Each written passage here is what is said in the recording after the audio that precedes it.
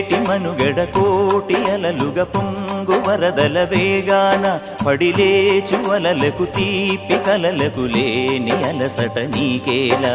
నల్ల నల్ల నీళ్లలోన ఎల్లకిల్ల పడ్డట్టున్న అల్లో మల్లో ఆకాశాన చుక్కల్లు అమ్మాయంటి జాబిల్లమ్మ అబ్బాయంటి సూర్యుడమ్మ ఇంటి దీపాలవ్వాలంట దిక్కుళ్ళు ఎవరికి వారే యమునకు నీరే